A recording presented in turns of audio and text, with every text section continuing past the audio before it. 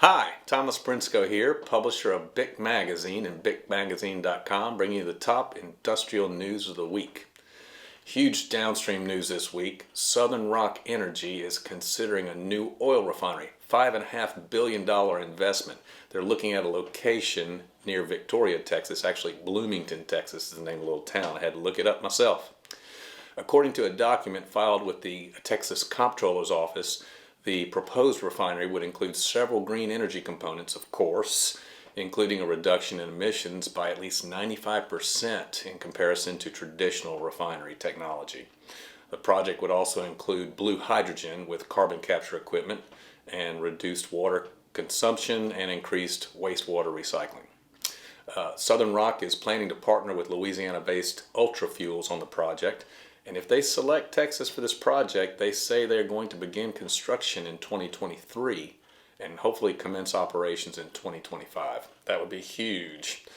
On the upstream side of the business, good news for the Texas economy is production taxes paid by oil and gas producers broke records again in July.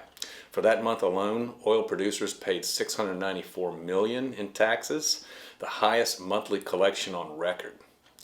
Natural gas taxes also reached a record high in July at $530 million. These amounts are crazy high in that they're up over 100% from last year, and these monthly numbers actually surpass average annual revenues from just 15 years ago. It's really an awesome reflection of the benefits that the state enjoys from being the top oil and gas producer in the nation. Also in the news, chemical manufacturer SI Group recently signed a multi-year lease to relocate its global headquarters from New York to Texas. They're going to be headquartered in the Woodlands, which is just north of Houston. The company also purchased some laboratory space in Houston to develop a global center of competency for their R&D group. On the chemical side of the business, continuing there, BASF announced a plant expansion in Geismar, Louisiana. The second expansion notification in a matter of weeks. This time it's a $20 million investment to increase production of chemical intermediates HEP and NOP, which are part of the supply chain for inkjets and dishwashing detergents. The planned work is going to modify and retrofit an underutilized unit out there with the existing facility to manufacture those two intermediates, which the company currently produces in Europe.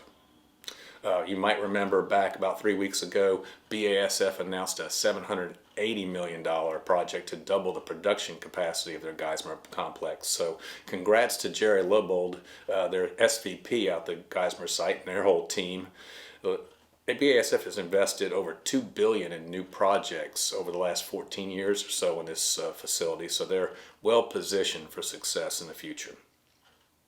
In other chemical news, CF Industries announced a $200 million plan to produce blue ammonia at their Donaldsonville, Louisiana complex, which is the largest ammonia production facility in the world.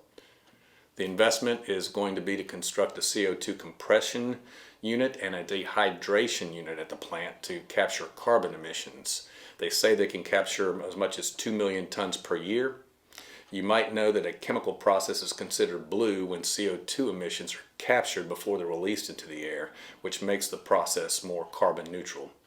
And blue ammonia is seen as a key clean energy source in the future since its components, hydrogen and nitrogen, don't emit carbon when they're burned.